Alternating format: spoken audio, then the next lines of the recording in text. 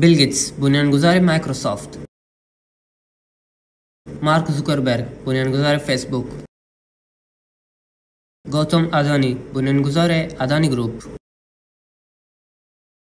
میدونید چه چیز اینا مشترکن؟ شما فکر میکنید آره اینا همه جزء پولدارترین انسان دنیان و در دنیای کنونی در حال تسلط هستند. اما یک چیز دیگری که در همه اینا مشترک است، این همه افراد خودشون از افتادن به یک تله موفق شدن که این روزا همه انسان خودشونو با افتخار میندازد. و در طرف دوم واو که در مدرسه درس میخونند، سر وقت فعالیت و تمرینشو انجام میدهد و با نمره عالی قبول میشن. ناخواسته هم ولی درس و تکالیفشو سر وقت انجام میدهد و تمامی قانون را دنبال میکند. به امید این که وقتی مدرسه یا دانشگاه رو تموم کردی یک مدرک عالی بگیرید و یک کارمند بزرگ شوید و بعدش برای والدینت یک خونه بزرگ بخری، ماشین مورد علاقه شو بخری، ازدواج میکنی، فرزندانتون رو به برترین مدرسه شهر میبری و خیلی پولدار میشی. ولی حقیقتش چیه میدونی؟ بعد از 15 سال درس خوندن در نهایتش یک مدرک عالی میگیری و بعدش خبردار میشی که جایی بهت کار نمیدن. خدا بدونه چقدر تلاش میکنی و نمیدونم چند تا مصاحبه میکنی ولی هر بار به خاطر دلیل چرتی ردت میکنند. مردم اطرافیان مسخرت میکنند، ملاقات با مردم را متوقف میکنید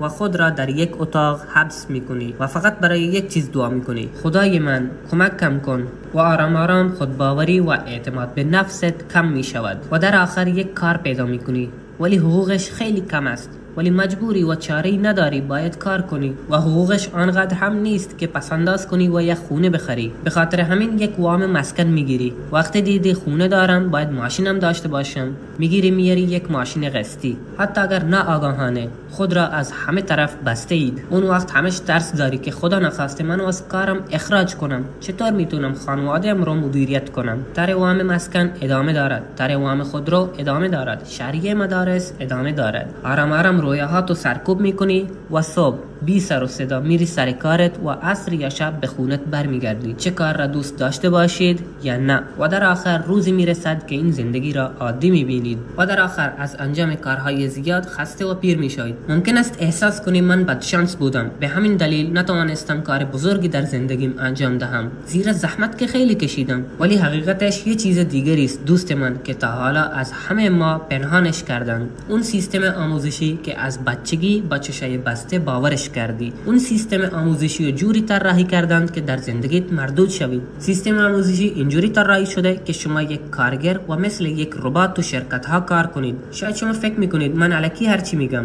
ولی بهت قول میدم فقط چند دقیقه وقتتون رو بدید به من، بعدش تمام این تله را خودتان به خوبی میفهمید.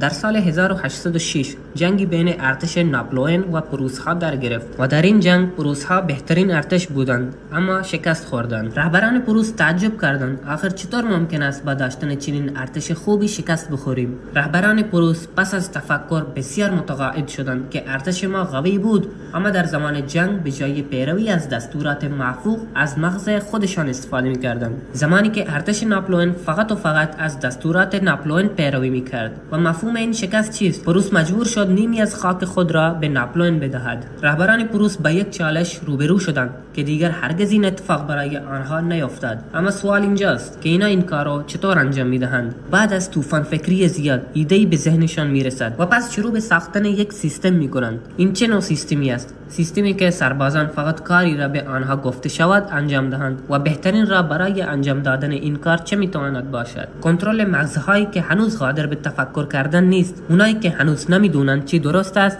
و چی غلط است، یعنی هر چه به آنها گفته شود همونو قبول کنند. و از این روش سیستم آموزشی مثبت 8 شروع می شود که بهش گفته می شود سیستم آموزشی پروس. از 5 تا 13 سالگی سیستم آموزشی برای شما اجباری است که هدف خالصش این است که نسل آینده را به فردی تبدیل کند که به تک تک حرفای موافقش گوش دهد و فقط کاری که گفته شود انجام دهد بدون پرسیدن کوچکترین سوال. در طول این 8 سال تحصیل فقط اینقدر به آنها آموزش داده می شود که بتوانند دستورات محفوظ خود را اجرا کنند، نه اینکه درباره خودش فکر کنند. و همانطور که رهبران پروس برنامه ریزی کرده بودند، این سیستم آموزشی دقیقاً همین نتیجه را به آنها میداد و اینجوری شد که سیستم آموزشی اومد که در سالهای آینده همه چیز را تغییر دهد. در آن زمان چیز دیگری بود که خیلی سریع در حال گسترش بود، حدس بزنید از سال 1760 تا 1840 انقلاب صنعتی در اوج بود. اون زمان مردم با ساختن محصولات دستساز خود کسب درآمد می‌کردند،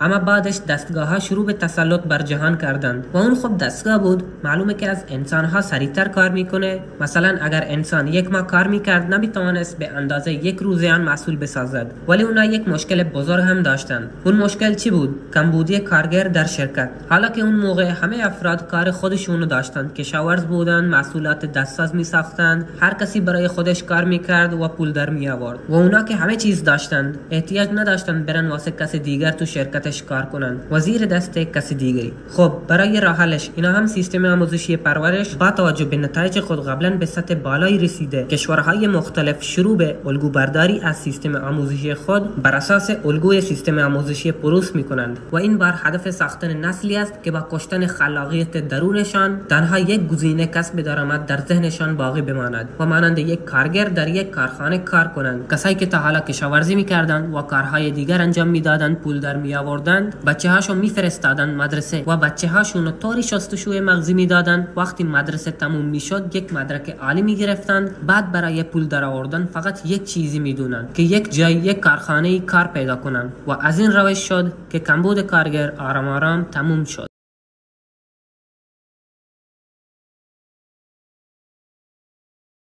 از وقتی که شما به دنیا اومدید یا شاید هنوز به دنیا نیومده بودید، اولین چیزی که به مغز والدینتون می اومد میدونی چی بود؟ که وقتی بچه دار شدم ثبت نامشو به یک مدرسه بزرگ و نامدار انجام میدهم. در این روزا مدرسه و دانشگاه کمتر جای خوندن و بیشتر جای استوری و تعریفه. یعنی بعد از سلام حرف اولشون دخترم فلان مدرسه درس میخوند، پسرم فلان دانشگاه درس میخوند. از دوران بچگی که شروع به حرف زدن میکنی، والدین ایرانی اولین کاری که میکنند به یک مدرسه نامدار و غیر رسمی ثبت نامشو انجام میدن و آرام میگیرن که اون مدرسه خیلی خوب است، اونا خودشون آینده بچه‌مو میسازن و به راه موفقیت میبرن. شما تنها فکری که داری شهریه است. وقتی که شروع به مدرسه رفتن میکنی، اون موقع مغزت پر از خلاقیت هاست، یک مغزی که هیچ حد و حدودی ندارد، یک مغزی که اگر به راه راست ببری میتواند خیلی جلوتر برود. ولی از وقتی وارد مدرسه میشوید، کتاب‌های در دستت میدن که تو زندگی به هیچ دردتون نمیخورند و بعد همین کتاب‌ها شدن دنیات. از صبح تا شب در مورد همینا فکر میکنید،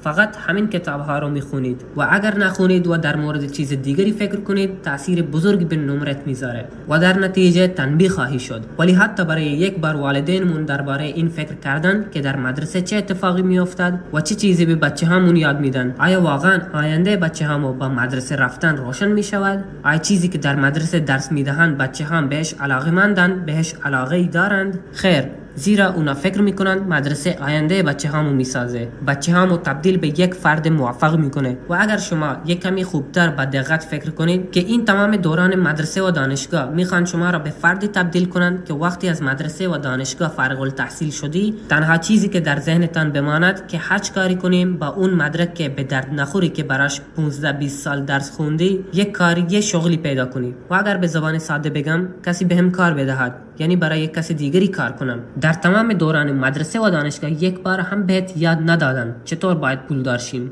بهت یاد ندادن که چطور رو پای خودمون بایستیم. چرا؟ چون که این سیستم اصلا برای این طراحی نشده که شما به طور کامل مستقل شوید. هدف اصلی سیستم آموزشی این بود که یک کارگر مثل ربات برای شرکت ها بسازن و در عوضش بهشون حقوقی میدن که نه پولدارشون میکنه و نه میکشش. تمام این سیستم یک گروهی را آماده میکند که تمام حرفهای رئیسش رو گوش کند و بهش احترام گذارد و در تمام ماه و سالها کار کند به امید این که در آخر ماه یک حقوقی بگیرید. حالا من اون کار رو دوست داشته باشم چه نباشم، مجبورم انجام بدم. هیچ کس نمیخواد که شما مستقل شوید، کسی نمیخواد شما میلیونر میلیاردر شید. اصلا کسی برای چی بخواد شما میلیاردر شوید؟ از این که میلیونری چه سودی به آنها میرسد؟ اگر شما انسان موفقی شوید، مستقل شوید، بعد از اون به دستور کسی اهمیت نمیدید، رئیس خودت میشی و چیزی که اشتباه باشد در خلاف آن میروی. ولی شما هرگز متوجه این تله نخواهید شد، زیرا وقتی که شما رو به این تله وارد میکنند اون موقع خیلی کوچیکی و اون موقع نمیتونی در مورد چیزای پیچیده سوال بپرسی. اما وقتی که به اون سن میرسی که چیزی بفهمی و در مورد هر چیز فکر کنی، دیگه دیر شده. نمیگم درس خوندن خرابه، آموزش خرابه. در حقیقت چیزی که واقعا خرابه سیستم آموزشی است. یا به خاطر 15-20 سال گذشته با روش‌های مختلف طوری شستشوی مغزیت میدن که در آخر برات همین چیز درستی به نظر میاد. یا در سن میرسی که مسئولیت زیادی بر سرت میافتد و حتی اگر شما بخواید هم نمیتوانید از این جال، از این تله خارج شوید، چون که الان دیگه هر کاری کنی باید پول در بیاری. و 20 سالی که میلیون ها به مدرسه و دانشگاه شهری پرداخت کردی، الکی تمام زندگی تو داغون کردی در عوض این که یک کاری کنم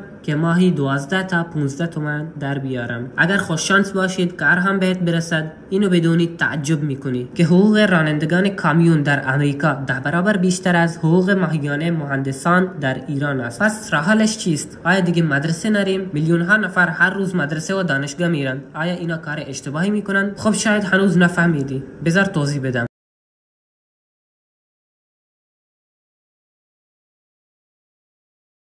یک چیز را انقدر تبلیغ کن که آن چیز مثل یک چیز عادی باشد و مردم بدون سوال فقط انجامش بدن. اما امروز لازم است فقط این یک سوال را بپرسیم: چه کسی این سیستم آموزشی را ساخته و به چه دلیل؟ امیدوارم جواب این دو تا سوالا رو گرفتید. وقتی این سیستم آموزشی را ساختن، آن وقت رئیس شرکت ها به میلیون ها کارگر نیاز داشت. اما وضعیت امروزه چیه؟ دیروز که این سیستم نبود، مردمان بی پول فقط توانایی اینو داشتند که غذاشو بخورن تا زنده بمانند و نتوانستند برای خودشان کاری کنند و نه برای والدین و بچه‌هاشون ملک یا چیزی بخرند. اما وضعیت الان چی که تمامی افراد دنبال سیستم آموزشیه؟ آیا اینا با کار کردن میلیاردر شدن؟ و جالبش اینجاست که تمامی وقت با این ترس روبرو میشن که این همه افراد اخراج میشن. خدا نکنه بعد از این نوبت من باشه. به خاطر این اعتماد به نفسشو کنار میذاره و تمامی حرفای رئیسشو گوش میده و با سکوت کار میکنه. حالا اون کارو دوست داشته باشید چه نباشید. حالا ما دو تا راه داریم: حقیقتو قبول نکنیم و به همین گرفتار شویم و بچه همونو به همین تله وارد کنیم، و دوم این که ما راهمونو خودمون بسازیم، خودمون فکر کنیم که باید چیکار کنیم. و چند تا روش داریم که پول بی‌نهایت، پولی که دلمون بخواد به دست بیاریم و چه کارهایی میتونیم براش انجام بدیم. ما نیازمند مدرکی نیستیم که در آخر فقط یک شغل ساده داشته باشیم. دنیا خیلی پیشرفت کرده و تمامی چیزا عوض شدن. برای یاد گرفتن اون سواد و هنری که به مدرسه و دانشگاه میلیون ها پرداخت میکردی و 5-6 سال وقت با ارزش زندگی تو میدادی و آخرش هم هیچ چیزی یاد نگرفتی. اما الان بزرگترین هنر را با کمترین هزینه با پکیج های آنلاین میتونید یاد بگیرید. اونم با کسایی که خودشون با اون روش تو زندگیشون یک کاری کردن و بسیار پولدار شدن، نه با کسایی که خودشون چیزی بلد نیستن.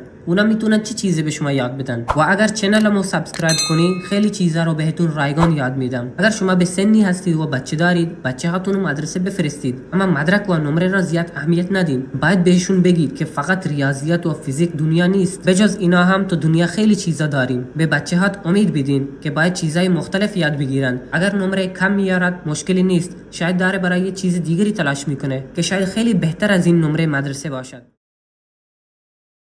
و در آخر میخوام بگم دستتون درد نکنه که تا آخر این ویدیو همراهمون بودین و برای این ویدیو نمیدونم چند هفته دارم کار میکنم و خیلی ممنون برای حمایتتون.